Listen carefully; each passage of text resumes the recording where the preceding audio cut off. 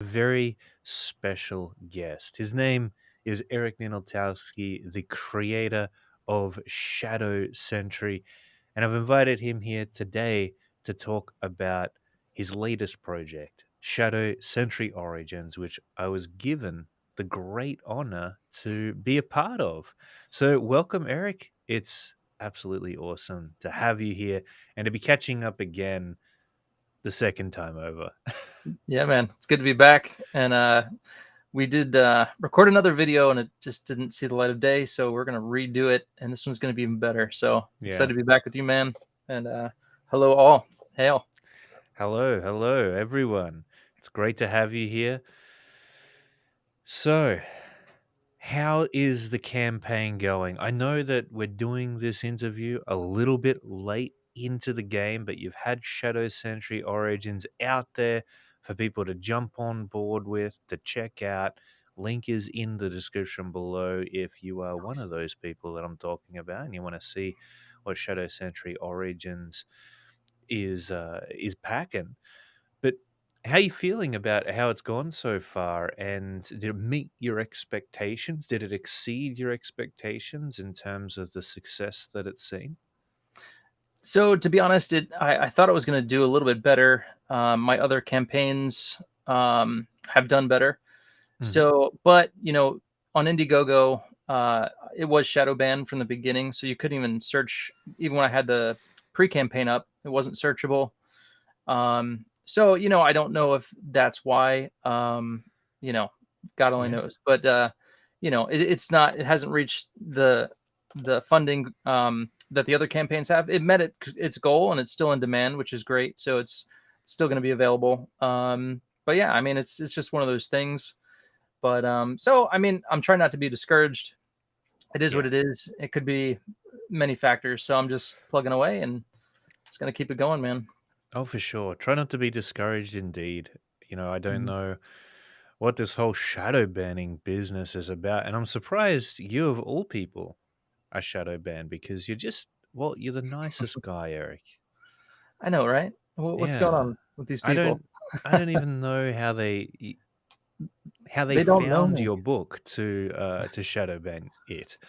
So yeah, and I was looking up Shadow Sentry Origins in Google, and it was even hard to find there because I wanted Really? to get the campaign link and put it in the description while I was setting Mhm. up this interview.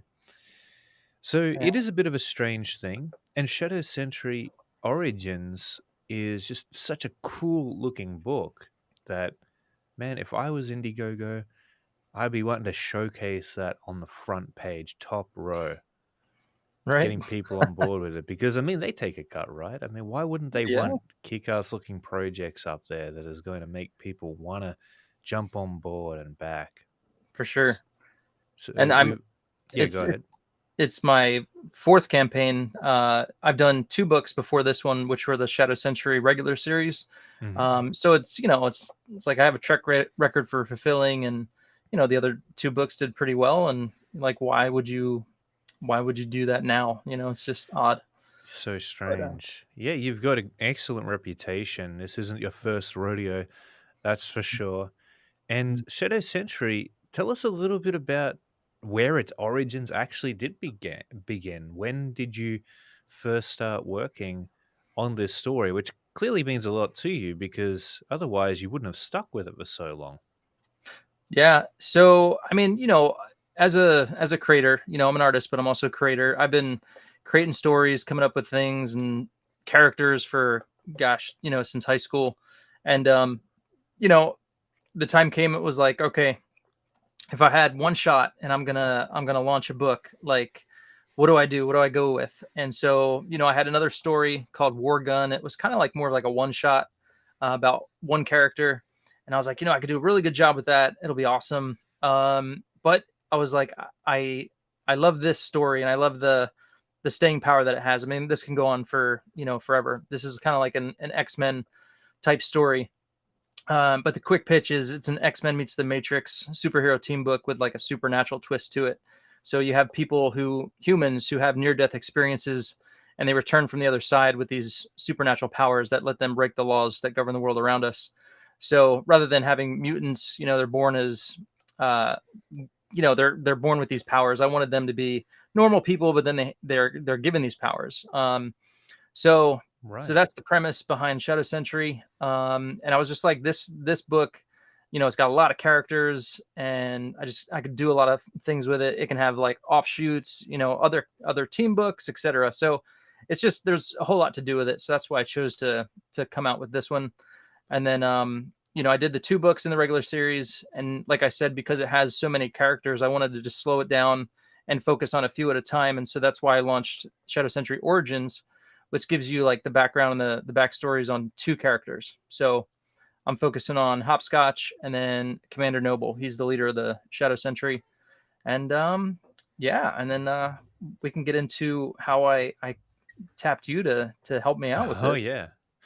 Well, man, that's such a cool background story to hear about how you went from doing this one idea, which was a bit more of a single comic book show, and then you tapped into Shadow Sentry, which was going to be able to be expanded Mhm, exponentially, sort of like this legacy that you could put all of your time, all of your energy into, and just make it your sole focus rather than mhm, trying out a whole bunch of different ideas. And so that's something that's really interesting to think about, actually, because sometimes I like the idea of one shots as mhm, testing products to put ideas out there and just see how they do. Plus, mhm, you also get to wet your feet with a variety of avenues that you could potentially venture down in the comic book creating uh, world. mhm, But instead, you decided to commit and stick with Shadow Sentry. What? How did you know that this was the one? Because yeah, sure, it was a team book, and there was a lot that you could do with it, but you could do that with so many different stories, and so mhm. surely there's been times where Shadow Sentry has um, become a little bit monotonous, where you've wanted to try out something different. We all feel that way when we commit to a long-term project. We're like, "Oh man, all the other fun things I could be trying out right now." But, Right. Shadow Sentry has kept you there. It's kept your attention. Yeah.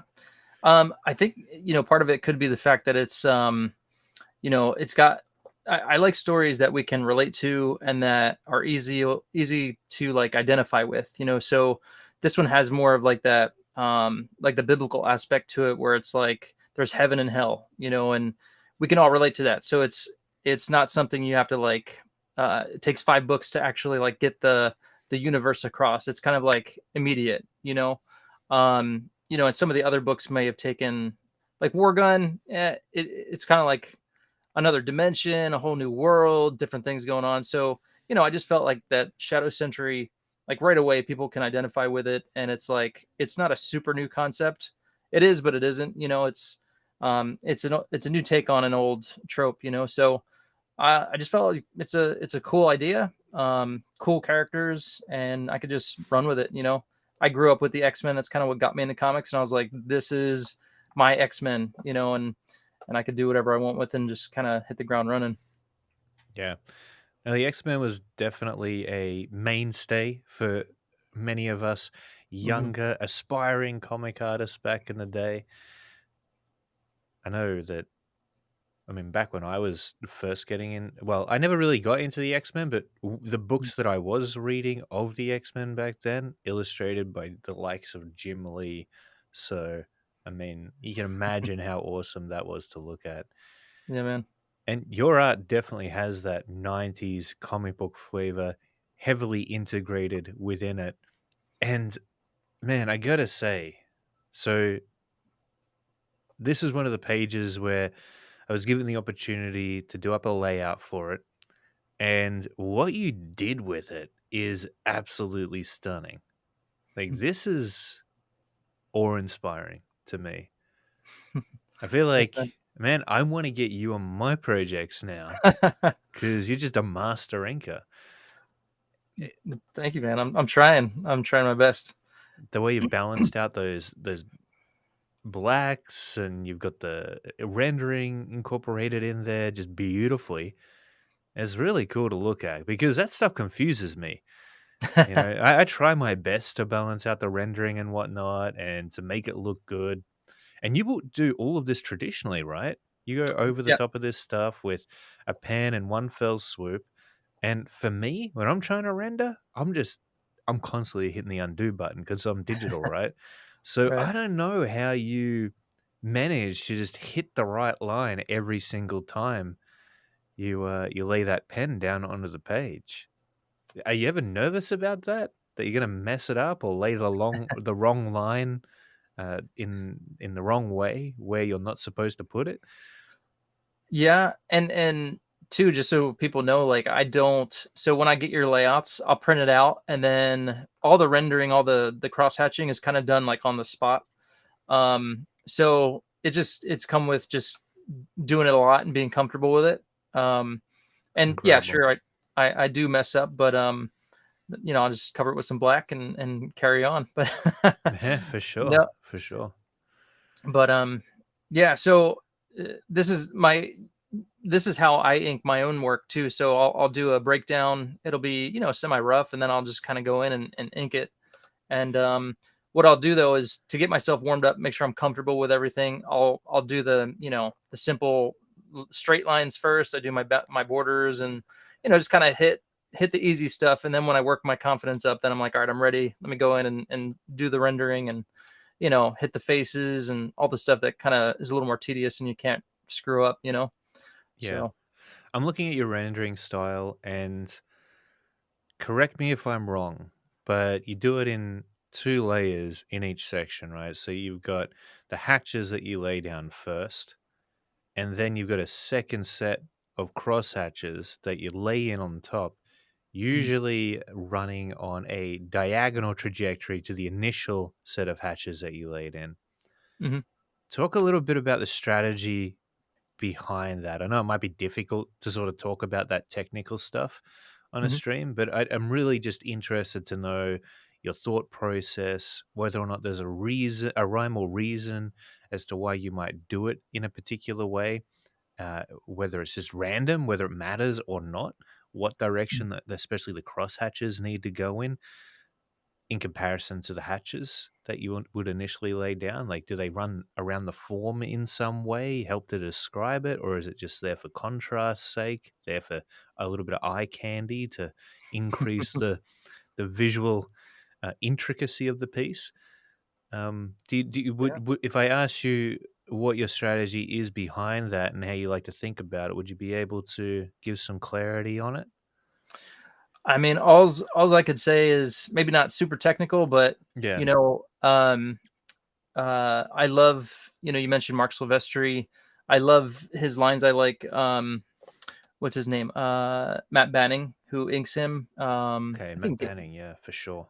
Yeah. and so looking at his lines, they do have like that. They're not like it's not like a cross, right? It kind of has like that 45-degree angle. Yeah, Um, so I try and keep that in the back of my mind, and I try and stay consistent. You know what I mean? I don't for want sure. um, too many differing crosshatches going on throughout the pages. You know what I mean? I try to keep it consistent. Yeah. Um, I go nuts and sometimes.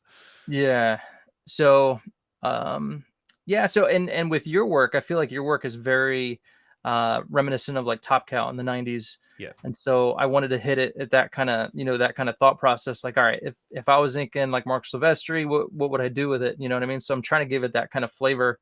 And so as I'm inking it, I'm kind of thinking like, okay, I want to be like Matt Banning here, mm, do these lines, and I want to put in like nice thick blacks in areas, and just kind of give it a good treatment. Because your line work is great, thank and you, yeah. Hopefully, it's easy to work over, yeah, yeah, kind of. totally. The, Or at least I- helps a little bit. for sure. I did notice some of your. I'm going over your like perspective lines, and I'm like, oh wait, that's not matching up. Hold on. Yeah, So I just have to like adjust a little bit. Like, okay, because some of the lines aren't like your lines are not like perfect. Like all of them are going straight to the horizon when you're like kind of sketching them out. So as I'm going over it, I'm like, okay, not every line is the one I want to hit, so I got to be careful. Oh yeah, sorry about that. No, no, no. Yeah. And Yeah, it was interesting because when I first started working on the book, I remember you telling me that you wanted to have those perspective overlays on top of the panels, which was a really cool idea. I mean, that's talk about the full package, right?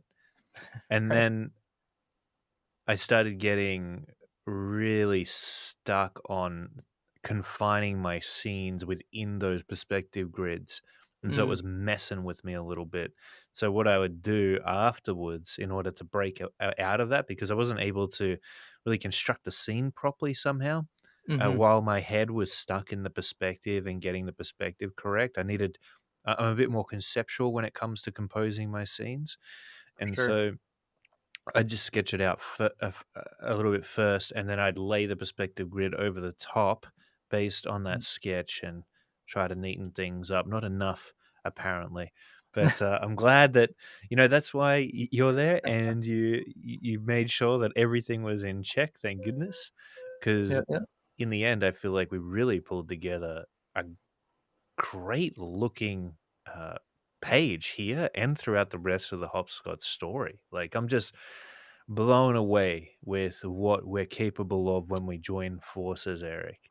Hmm. It's really cool to see because you really do capture that awesome '90s flavor of line art that I could only dream of my art being, and you've returned it into that, so that's really cool. Cool, man. Glad to hear. Yeah, and Yeah, especially the faces here and stuff. Go on. I was just gonna say, some people have mentioned that have read book one and two, like they get that like '90s nostalgia hit, which is awesome because I grew up with those books in the '90s, and you know, I still love that style, and I still, obviously that's why I draw like I do. So when people say like, "Oh man, this makes me feel like I'm in the '90s again," it's like I did my job. You know what I mean? Like I Yeah, want people to feel that and just get excited about it again. Like just you could just dive into the line work and just be like mesmerized and sit on a page for 5 minutes and just be like, man, look at that. Like, you know, that's for when a sure. comic is like, it takes you, what I mean? It's not just about the story, which people have said the story is good too, which is awesome. But, I want people to be like into the artwork. You know what I mean? That's what got me into art. That's what got me into the comics in the '90s. Like I just sat there and looked at Mark Silvestri, Dale Keown, and all those guys. Like, dang, how did they do that? Like, Mm. you know. Oh So heck yeah, yeah. I got to get the black and white edition of this because, man, I love colors, but line art, especially your line art, which has a lot of contrast in it, it's very readable, and the balance of detail that you've got there, it's made to be admired, just mm, as the line art alone, I think. And I know that you've made a black and white version available in this, or a line art only version available in the campaign. So that's great to see because that's the one that, well, I'll need to jump on board with this very soon too because I think it's closing up soon. Is that correct? When's um, this closing up? so this one is in demand. Yeah. With Indiegogo, you have the option to be in demand, which is great. I do Okay. have a Kickstarter going right now. That Oh, one cool. is finishing up on the 26th of July this month. Right. So yeah, that one's got about 12 days left or so. Okay. Um, 12 days left. Gotcha. yeah. Now, and just to point out, that one does have a cool exclusive variant. So you might want to check that one out. So, and Oh, that yeah. one is about 400 or so away from being fully funded. So I would just point people there if you want to check out some cool stuff and help me get over the finish line fully Yeah, for funded. sure. I'll put a link in the description below as well to the Kickstarter if you want to head on over there and back that version. Cool. Yeah, I actually misunderstood what you were saying when you brought up the Kickstarter when we were messaging each other. I thought you meant that's when it started. That's when Oh, you were okay. launching it. Yeah, No, not, no. not when it was wrapping up. But anyway, glad we got in there and managed to organize something beforehand. Cool. Yeah, Yeah. I And I just mean, both campaigns are very similar. The only thing with the Indiegogo campaign, it's kind of more about Shadow Sentry Origins, because I launched the other, book one and book two on Indiegogo. So the Kickstarter is kind of like if you're new to it and you want to get your feet wet, get book one and two. That's kind of made for newcomers. You know what I mean? Um, yeah, for so sure. and then, Awesome. but it does have the exclusive. cover you could check out.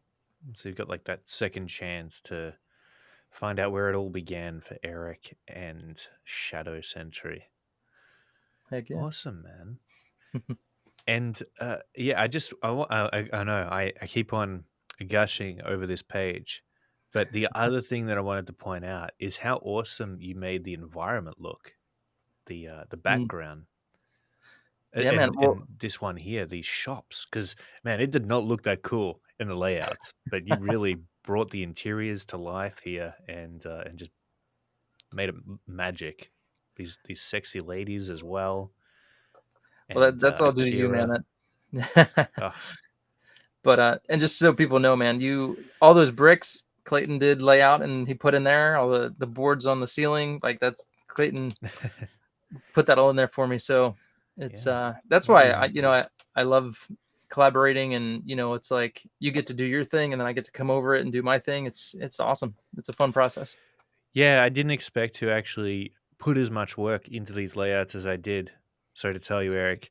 But I know that when you probably first saw my layouts, they weren't that tight either. And so when I Mm. started getting more and more clean, well, it was sort of from page one. I was handing in super clean layouts for you, and I was like, Yeah. damn, I hope I'm giving Eric some room to work here to add what he wants, because sometimes if I make my own layouts too tight, when it gets to the inking, I'll find that that the inks themselves start losing a little bit of life to them, just because Yeah. I was so tight on those roughs. And so, but I mean, you clearly didn't run into that problem at all. You've certainly added your own flavor over the top of those layouts and just made it your own. Yeah, you made it look magical. So it's Cool, great to man. see. It really is. Awesome. Yeah, it's been fun, man. Every time I sit down and I start inking, I'm like, dude, this is like dream job right here, man. This is Sweet. cool. That's really cool. Well, I can't wait to see some of the other characters in the book and what you've done with those as well, such as that Akira page where he's holding down the guy on the slab. And Heck then yeah. you've also got, well, I know Satan makes an appearance in this book. I hope I'm not giving away any spoilers there, but No, man. um, yeah, Go check it it's out. going to be cool to see your rendition of those characters over the top of the layouts I did for them. Yeah. Have you seen the Kickstarter exclusive cover? Yeah, I have. Let me get that up. Let me get Because this it Kickstarter. Satan and Akira, the Iron Demon, both make an appearance, which is super sweet. So, and then two, I Nice. so your layout that you did for it was like that upshot you did of Satan that was on like the first page of with him on it. Mm. I used that to put in the background because like this shot was like too perfect, man. So I like put that down and I inked over it. So you get some credit on the cover, man. Ah, that's awesome. That's really, really cool. I appreciate that. Yeah. Wow, that's two covers then. Yeah. Yeah. All right, I'm trying to find the Kickstarter, Okay, but so it's not on Google either. search Shadow Sentry on Kickstarter because it wouldn't be Shadow Sentry Origins, it would just be Shadow Sentry. Okay, I'll go ahead and do that now. All right, Kickstarter, here we go. Search. They got a lot of cool things on Kickstarter sometimes. Yeah. Yep. And how Yep. have you been finding your experience on Kickstarter? Have you been at all uh, persecuted on there? No, not that I've noticed. No. Good, good. I'm pleased to Yeah. hear that. All right, well, let's get this up here. So I mean, it hasn't been like like people are like hustling and just getting over there to buy it, but it's kind of slow, but it's But all good. still, Yeah. that's 26 backers on board, and then you've got over 200 backers on Indiegogo. Man, I Mhm. know that it might not have met your expectations, but remember, there was once upon a time where if you're an indie comic creator, I know when we first released like the original version of Kozor, which didn't look anything like the end product we ultimately fulfilled on our Indiegogo campaign, but back then we had it available and I think 12 people bought it over multiple years of it being up there. And Mm, so, yeah, it's just amazing that now we found ourselves in a time where an independent creator such as yourself can, maybe not make a full time living off of doing comics, but still see a significant return on their investment hmm of Yeah, time and effort. And just the fact that so many people are going to be holding this book in their hands, experiencing it, taking it in, hopefully becoming fans that will ideally back again the next time around. for So, sure. yeah, it's just really cool to see. So, we've got the Kickstarter campaign here too. And as you were saying, a really cool looking exclusive Kickstarter cover, which is great to see. I like the idea of that, creating exclusive covers for the different platforms. And even if you decide to make this available on your website or another website, it'd be cool to see another exclusive cover just for that hmm particular outlet. Yeah, because I mean, people that have backed on Indiegogo, I wanted to give something to those fans as well. Like, all right, well, why would I go over there and get anything over there? Well, I got a cool cover and it's Yeah, exclusive. So, and yeah, so I've got a few new backers, and some of the guys from Indiegogo came over and picked up the exclusive cover. So excited about that. absolutely. I mean, that sounds really cool. And have you thought about putting your book on the website Fund My Comic? I have actually, and it is on there. Oh, it is on there too. Great. Yeah. Yep. Yeah, So that that platform. one, Yeah, go that ahead. one, I did the catch up, like book 1 and 2 catch up. If people haven't gotten the book yet, you can go over there. It's also got the black and white artist editions that I did, Hmm. and yeah, so it is available. Ah, that's fantastic. Yeah, Very that beautiful cover. that website seems to be really taking off and hmm getting more and more of a good reputation, positive reputation for crowdfunding comics. I'm excited to put our next one up on there too and make it available because I think the more options we've got when it comes to crowdfunding comics, the better. For I mean, sure. it's all about getting eyes on the project, and I see them as outlets for being able to do that. hmm So, Yeah, and you're yeah, gonna get more. Like there might be people that might not ever see it if you don't go on the different platforms. So for sure. just a way to get it in front of people. 100%. Thank you, Michael. And then you've got, yeah, so this is the cover that we're talking about here. And was this pose of Hopscotch in the Hopscotch Origins book? Did I do a layout for that? No, no, Cool. Gotcha. I just didn't the headshot. recognize it. Yeah, no, just the headshot of Satan. Yeah, that's pretty So sweet. yeah, so Yeah, I yeah, man. can't wait. Can't wait to see this book in the flesh once you put it out. I'm looking hmm forward to experiencing it. Cool, cool. Yeah, and then my colorist, Carbon Graphics, he's like amazing. Always does a great job. So he nailed it, and he covered your cover. He colored your cover as well, which the Mm. colors on that are fantastic. I really love this colorist, but he's not the colorist on the interiors, right? Correct. Yeah. Although he did Gotcha. do the first page, that headshot of Hopscotch, he did that. Yep, Um, that's at right. the Yeah, at the time my colorist, his dad passed away, and I didn't think he was going to be available, and so we kind of had this plan going. Like I was going to do the first pass on the colors, and then he was going to come behind me and do the color, like come after me and do his Yeah, thing. But then the other guy ended up coming back, but he did the first page for me, and it came out great. So I'm like, all right, man. very nice. Yeah, really awesome stuff, man. This is going to be an epic looking book. And so, how far are you into Hopscotch Origins in terms of the inking and the coloring? How close is it to finally getting out there and in the hands of backers? So it's halfway done. I finished page 12. Dog's making noise over there.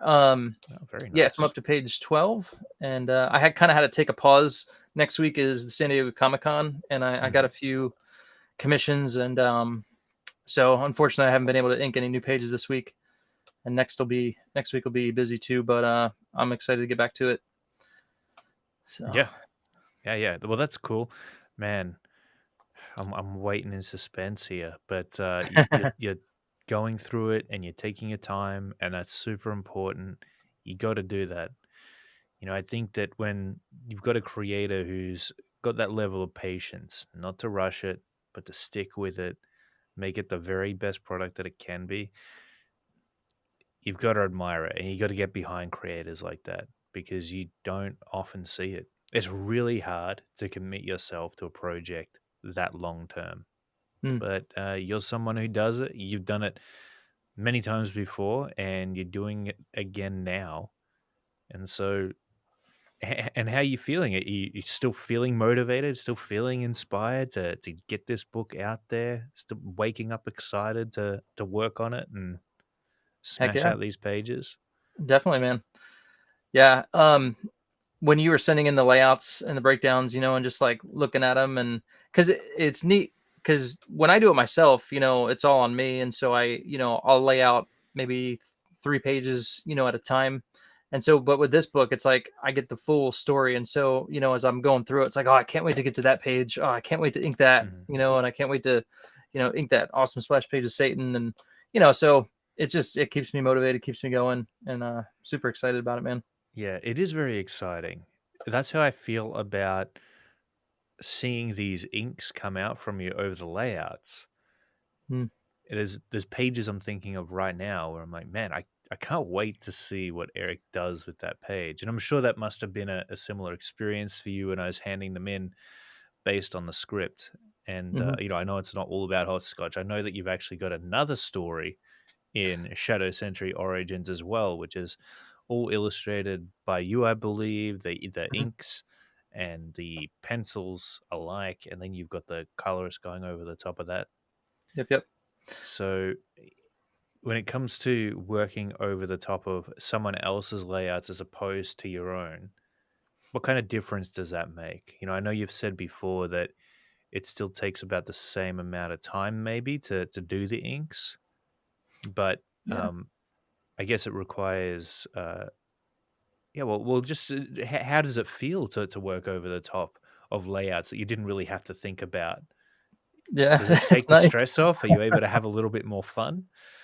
Um, yeah, I mean, there's still that level of like, the nerves of it, because you don't want to mess it up, and Yep. you're giving it your all.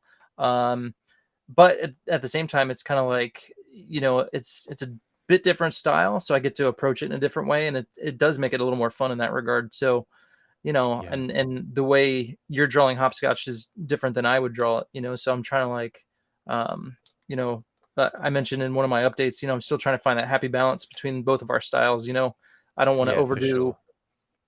my style. I want to keep your the fun and the excitement of your lines, and I want to I want people to look at it and say, "Oh, I could see Clayton's work underneath of that." You know what I mean? It's not like all me. So, yeah, it's fun. It's and inking is kind of like not mindless, but it's a bit different, right? So you can kind of Mm, just like you get in that zen state where you're just like just going through the motion and you're doing it and laying down your line work.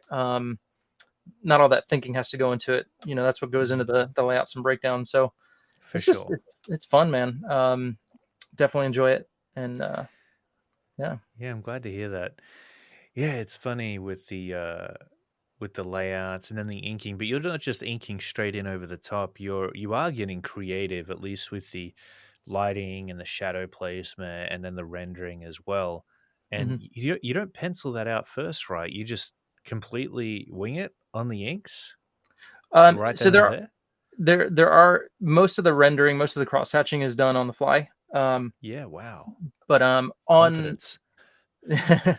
on the pages where the guy's running through the alleyway, as soon as you gave me the layouts, like my mind was like going crazy. Like, okay, I could see shadows I could place there, and so I would just kind of like quick run and put them in, and like just for placement, just while it's fresh in my head, like, oh, I can see this looking cool. So I would do that right Ah, away, and then kind of like mark out where the blacks would go, things like that, just to help me later on, because I know I'd forget about it, and I'm like, all right, let me do it now. I got it on the page, and then when I print it out, it's like I already know mostly where my big blacks are going. And then yeah, and then kind of all the rendering on the backgrounds is just I do that on the fly, and mm. yeah, man. Yeah, it's really really cool to think about. I feel as though it optimizes the process a lot. It means that you don't have to overload your brain with the considerations that would go into laying it out. And there's a lot of them. Like I could spend in it. Well, as you know, can spend a long time doing layouts, but Yeah. then the inking process is a whole other area of consideration as well. And so most of the time, if you're going at it on your own, you got to do all of that. You got to think about everything that's involved with the layouts and everything that's involved with the inking. And some people do colors on top of that too on their own. And that's just one page. It's such an overwhelming, fatiguing task just to get it done. Hmm. Whereas, and I guess this is why they tend to work this way with comic books, and they always sort of have in the mainstream industry. You've got the penciler, you've got the ink, and you've got the colorist, and each are focused on their own little area. And yeah, I feel like that is a cool way to work when you can find the right person to work with. Yeah. Now, to stick a knife in your heart, tell me what you think about this. When you think of all that work that goes into a single page or even just a panel, and someone reads that in like 5 seconds and they pass it over and they turn the Yeah, page, how does that make you feel? yeah, it's funny. Hours and hours and hours, Yeah, and it's like, hours oh, and hours of work and dedication, but for an experience that might not last a huge amount of time, might last a very short amount of time, but I think the level of impact that that little moment of experience is, uh, the longer it'll stay with someone, mhm. Yeah, and the better they'll feel. Because it's all about, well, how does the reader feel when they experience your comic? How are you making them feel? And if they feel great at the end of it, and they're sitting there and they're hungry for more, then that's the best place that they can be in. mhm. I guess it's like when you watch a movie, you don't necessarily, even the movies that you love, you don't remember every single scene. You might remember many of them, but you don't remember every single one. Mhm. But you still you love it because of the feeling that it gave you. Yeah, And you add up all the little experiences that the many readers out there who jump on board with your comic will have. I don't know, maybe it somehow justifies all that hard work. I think so. Good answer. Yeah. Yeah. Because I mean, I think about all the comics I read growing up, and like they're the ones I go back to again and Yeah. again, and for inspiration or just because I love the story, or just like that image that kind of sticks in your head, and it's like, oh man, I got to see that again, and then you just go back and look at it, or it's just, and good point with the movies, it's the same thing. I've watched the Lord of the Rings many times, and all those movies we just keep going back, and it's like you love the feeling it gives Mhm. you, and for Exactly. sure. Yeah, it's an amazing thing. And so, but I have the same thought, especially when I'm reading somebody else's comic. Yeah, this is great, but I'm spending 2 seconds looking at it, just reading through it, and yeah, it can be discouraging when you realize that that's probably how other people are experiencing your book. But in the end, too, part of the reason that we draw comics is for the journey of it, for the experience that we have actually creating it, Yeah, and there's something incredible about making something awesome. We feel compelled to do it. Like when we see a Mark Silvestri comic that really inspires us, or Michael Turner's Witchblade, and mm, it fills you with this energy that compels you to want to make your own. Like yeah, you want to do something with how it makes you feel and produce a similar level of impact in whatever it is you're going to create. And so great creations breed great creations, I think. yeah, yeah, for Seems sure. to be inherent within the human condition to want to create. Yeah, They say that human beings are made in with the face of God, or is it the other way around? In the image of God, or something in like the that. image of, yeah. And if you think of him as the ultimate creator, not to get all religious on everybody, but this is just more of a metaphor. Think of it as that. But if you think of him as the ultimate creator, and all humans seem to be inherently compelled to create stuff, seems to Yeah. be one of the deepest motivations that we have. And so, Yep. yeah, that's how, well, I guess that's the sort of stuff I think about when I'm sitting there working on my comic books. For sure, man. Yeah. We get that from the creator, and yeah, Yeah, I agree. We love creating. we certainly do. We certainly Yeah. do. I mean, it's the funnest thing in the world. Everything else just seems like maintenance, maintaining the things that are already created.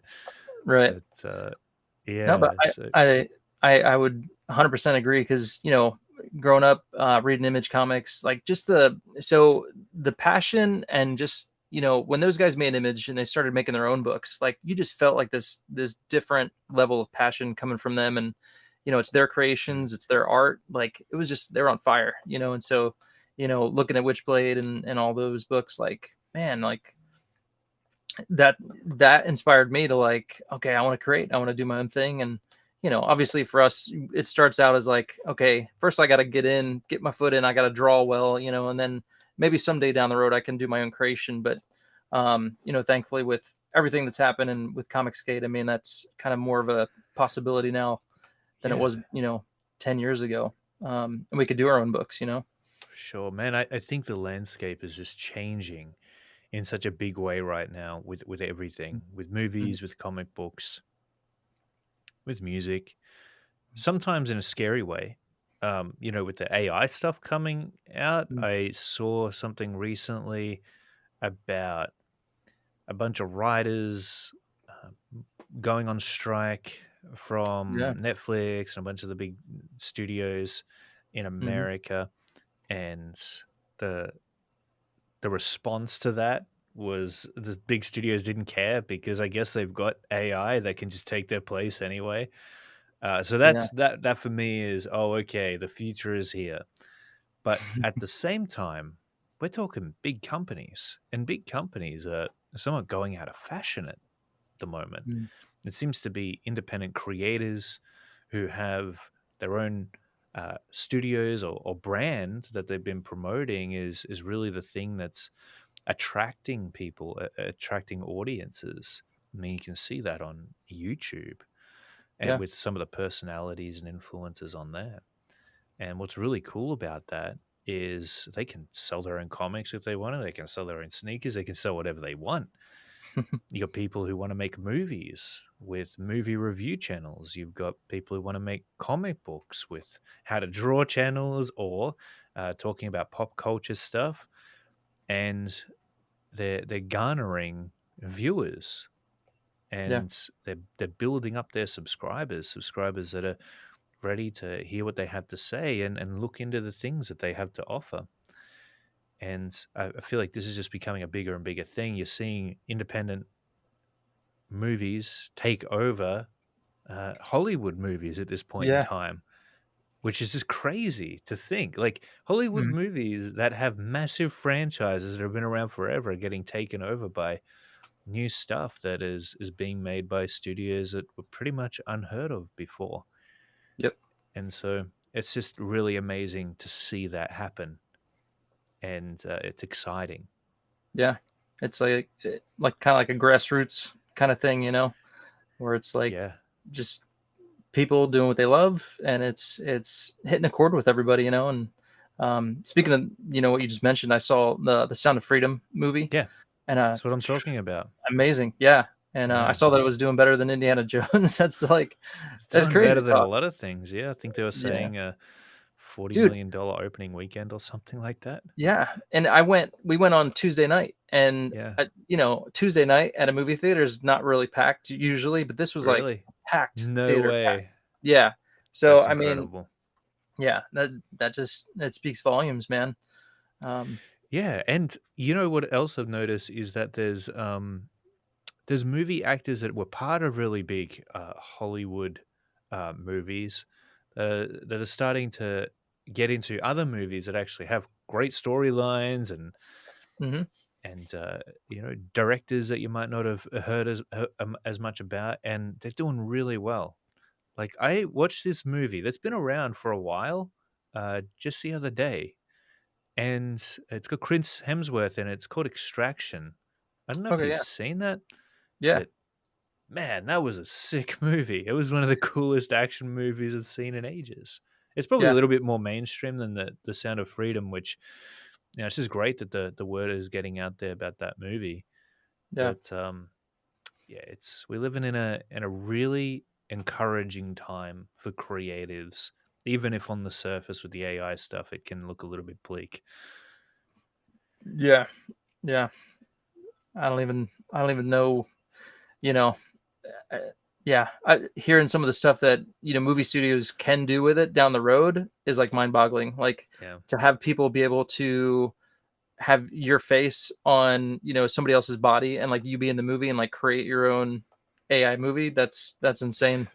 Yeah, I'm hearing about stuff like you that. know, They're saying that that's how it might evolve. That people will just use AI to create their own movies for the weekend, yeah. and who knows? Probably later on, their own video games. They'll be able to. I think that they will be able to easily do that. Mm. Um, I mean, think of something as simple as Minecraft. That is almost that experience, right? Yeah. Creating your own sort of game experience, and so Yeah. we'll see. We'll see what happens. There's a lot of avenues that you could think down with the future of technology and entertainment and where it all might lead. hmm It's interesting to think like, okay, what movies came out, 20 years ago that are like, almost prophetic and like what's to come. I think of like Ready Yeah. Player One and the people all in their living rooms, doing the VR and just having a good old time. And it's like everything else just kind of like, Oh yeah. it's Yeah, absolutely. insane. Well, I mean, the funny thing is with the movies in Hollywood, it almost already seemed like AI was writing a lot of them. Like Mm. maybe either AI will save that industry Right. because man, I mean it was lacking some kind of substance. I don't know whether it was because of AI or a lack of talent or a lack of Yeah. AI, but I feel like if AI was able to solve whatever was going on in Hollywood at the moment and bring out some good new fresh stuff that was actually interesting, that'd be cool to see. And it's Yeah. same with comics. Um because I know that that's there's some comic book companies out there, independents that are starting to create AI comic books. Now, to what degree of effectiveness, I can't tell you, but Mm. needless to say, it's almost inevitable that that technology is going to evolve enough to do it quite proficiently. The thing is, Eric, though, that I miss the old school stuff. Mm. I miss the grittiness of it, the uncleanliness of it, the the roughness. You think about the 90s and the 80s and even the 70s and the movies that they were able to put out. And you've got the comic books as well that really just had that. You could see the handmade feel Mm. Yeah. of the epic art that was being produced. So it wasn't just a handmade; it was awesome looking, and but it wasn't perfect. And I feel like the thing that you see with AI art a lot of the time is just it's close to getting perfect. It will be perfect at some point, and Yeah. it'll look amazing, but it will be missing the human touch that I definitely think is there. And in a weird way, it's the imperfection that gives it that human touch. Because Mm. I was on Twitter and I was just scrolling through my news feed, and you see AI art pop up from time to time, Yeah. but because my news feed is mixed in with creators who are crowdfunding their books on Indiegogo and Kickstarter, you'll see them pop up too, and just the contrast between Mm. the the almost impossible level of the AI art and then the really grounded down to earth feel that you get with human, traditionally made art, Yeah. man, there's a magic to that that is undeniable. You know, I know that it seems a little bit out there, like maybe it's wishful thinking on behalf of artists, but I really do feel like that's something that is objectively present as a comparison between the two. Yeah. I remember a book, gosh, when I first got into comics, when I got my internship at Alias Comics, they were producing a book. I can't remember the title of it. Something Chronicles, Dreamland Chronicles, maybe. But this gentleman had done everything in like 3D, like like I don't even know the program he used, but it Oh was all yeah, like 3D. It looked like it was a cartoon. It yeah, came I've from a seen stuff cartoon. like that. Yeah, and so every panel was almost like a clip from from what he created in the program, and Hmm. it never interested me, and it was just kind of like, you know if I want to watch a cartoon, I'm going to go flip on the TV. If I want to watch something that's super realistic, I'm going to go watch a movie. Like, it just didn't have the same feel, and it just kind of, I don't know why. And when I see comics like that, it just kind of sucks the fun out of it, and maybe it's Hmm. just that human aspect where it's like hand drawn, it's created, I don't know, it's more fun. I can't explain it, but just, it's Yeah, never interested me. there's some kind of mysterious energy that seems to come through in an art that has a history, that's had a journey, that's had effort put into it, that's Yeah. had care and love put into it, human thought. Uh, we're not perfect, and sometimes we're not even good at it, but we certainly try and we put in the effort. I think that's really what people connect with. It's what people fall in love with. I Yeah. mean, that's the hero's journey, right? It's not about victory necessarily, it's about failing and learning and changing. Yeah. And I feel like that's really almost everything we create. It goes through that down that path, Yeah. and hopefully we come out the other end a slightly better artist than we were before we set out to create it. So Yeah. yeah, that's really fun stuff to think about. And it made me think of just the other day I was watching a YouTube video on Kevin Eastman and Peter Laird creating the Ninja Turtles, and just Mm, kind of going through their story, and just looking at those early pages, and just like super gritty, not perfect in any means, but just knew they were having fun. You could feel the excitement, the passion, and like it was like great stuff. It's like you miss all that when you do something like just AI rendered or computer generated, like where it's mm. like, you know what I mean? Not Yeah, bashing digital art at all, but but just like the doing that 3D, like you're creating it all in a program. All the faces look exactly the same. Everything looks identical. It kind of just loses that freshness, I yeah. guess. And it's also not as fun to create. So here's something really interesting. Now, I'll be honest with you. I think AI art is a trip. I mean, it's amazing what it can do. Yeah. And Corey and I were messing around in it because just the novelty. We were like, "Whoa, look at what this stuff can create." But you know what hooks you on creating AI art? Do you know why it's fun to create? Because it's flawed. And the Mm. fun aspect of it is getting it to do the hands right. It's like, okay, what am I going to add in here to make sure the hands work out this time? And it'll get to a certain point where it's not perfect, but it's pretty good. And then all of a sudden, the interest just dies Mm. because there's nothing else to, there's nothing, no challenge there. There's no reason to do it. It loses all reason. Mm. It's like a video game that has no point at a certain level. Mm. And so, yeah, I feel like that's why art is so fun to create because we are always trying to work out new ways of doing things, better ways of doing things, and if not trying to solve a problem, new ways that we can, like new avenues that we can take, different Yeah. ways we can change things up. Yeah. And isn't it funny that when we work out a problem within our art and we solve it, that and unless there's something else to move on to, if we think we've figured it out, all of a sudden we just, oh man, like what do we do next? Like Yeah. it almost seems to be no point to go on. So I don't know, man. If artists just love suffering, I don't know if that's it, but it it was an interesting observation that I made. Like the novelty wears off with AI art, at least on the creator's behalf, the Mm, moment that it all figured you've out. taken it as far as you can take it, really. Yeah. Despite how amazing it might be and what it might be able to pull off. Yeah. Yeah. I mean, if you start just inputting a few things and the AI does the rest, that's like, well, where's the fun in that? Like, you kind of like Yeah, want the creativity and you're just to be able clicking a to, button, yeah, exactly.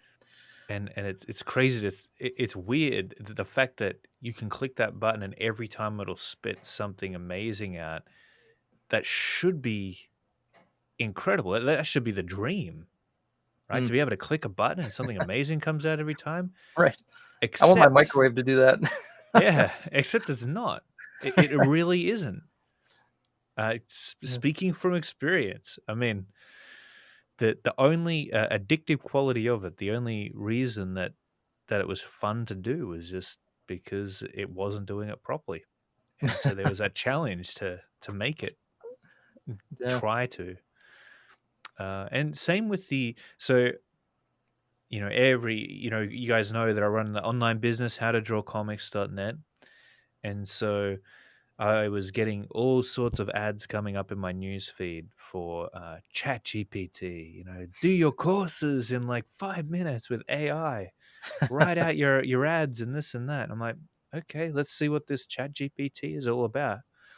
And it's cool and all, but you can't really, unless you can put your own personality into this stuff, I feel like, Mm, I don't know, man. It's just more words. It's just more words out there in the world, and we got plenty of those. right. But we got plenty of images. We got plenty of JPEGs on the internet that'll look really amazing. But unless you're putting yourself into these things, there's nothing really that special about it. And so, despite the fact I could write out, like, so let's say, a Facebook post in a second that was informative and expansive, I went back to just writing out my own stuff. I also felt like if you're just using AI to do this stuff, to do your art, to do the hard work, you actually become, I hate to say it, I feel like you become a little bit dumber because you don't think about it as much anymore. And I was starting to miss, like I was starting to Mm, get scared that I wasn't going to be able to write anything anymore. And so, yeah. I'd written maybe a few posts with ChatGPT just to see what happens, but yeah, man, it was a very strange experience, I have to say. And I so, bet. Well, yeah, and if I mean, I see the aspect where you like feel like you're getting dumber because it's like you don't have to think anymore, right? So it's like it just does it for you, right? It thinks for you. So I mean, if a whole bunch of people start doing it, and it's yeah, like everybody's just going to be like push a button, push a button. I mean, yeah, what's going to become of the human race, man? If yeah, everybody goes that route, that's it's super crazy. but then too on the flip side, it's like AI art might be great for traditional guys like me, where it's like people want, okay, I want the old stuff, give me the old stuff, you know what I mean? Like I want the traditional, I want to see the you know what I mean, Yeah, the grittiness, I want to see the paper with the ink on it, so maybe absolutely. that'll drive people to us old school dudes. There's definitely ways that to work it in and to use it as a tool, I think. I do believe that. John Malin said something very interesting.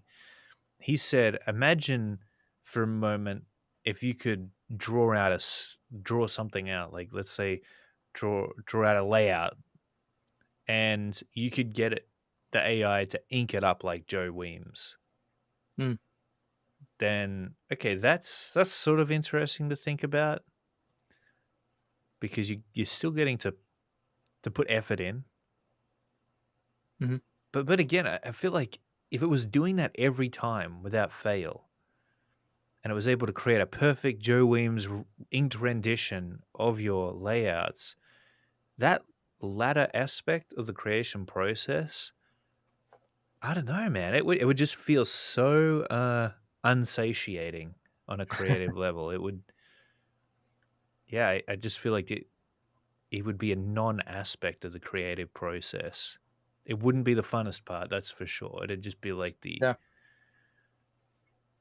yeah, even putting effort into posting out a new piece of work, like it feels satisfying to hit the post button, the submit button to get it out there because you've created it, you've done up the post for it, and now whatever happens next is the reward of your efforts, right? Hmm. Yeah, I don't know, man. It's definitely it's such a strange, almost philosophical thing to think about, and I don't think there's anything that's ever been more philosophical than this because philosophy, it doesn't seem to it's not something you can hold or touch or feel or sense physically, but at the same time, this stuff we're talking about, like the human connection with creativity,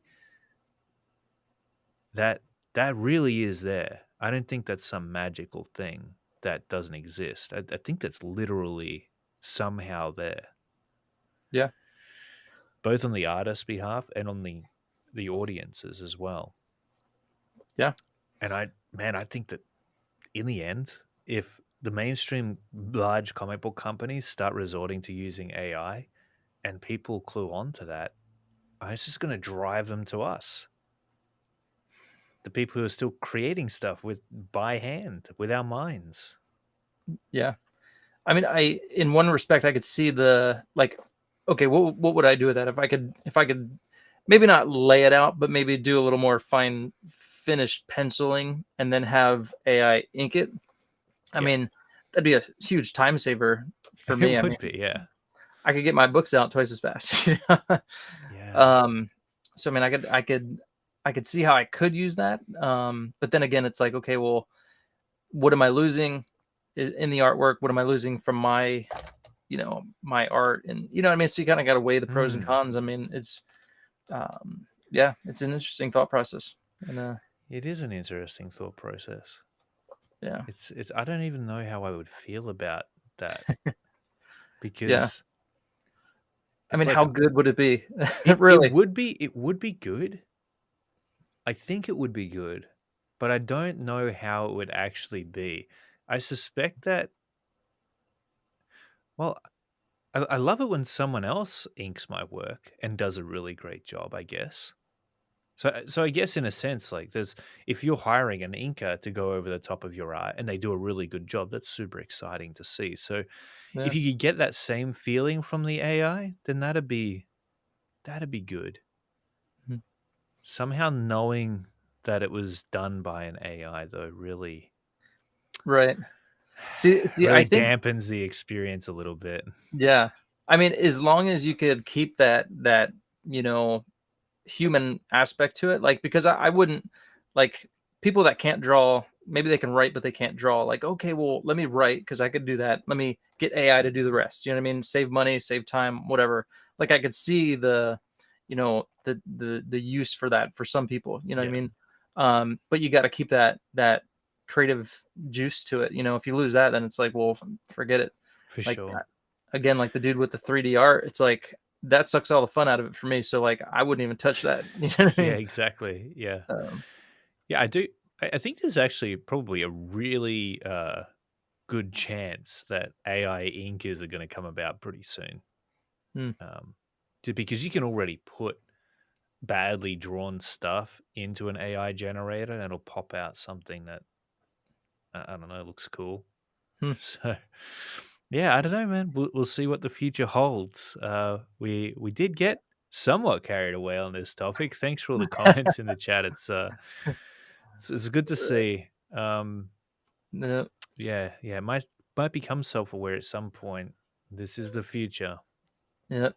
Good point, Ryan But Cardinal. we'll wrap this up now, and yeah, guys, check out Shadow Sentry books 1 and 2, the prequel plus Origins on Kickstarter, and also Mhm. Shadow Sentry Origins on Indiegogo. What I want to do here before we wrap it up, we'll go ahead and watch the trailer. And Nice. yeah, just let me know if you can't hear this, because you should be able to hear it. I do.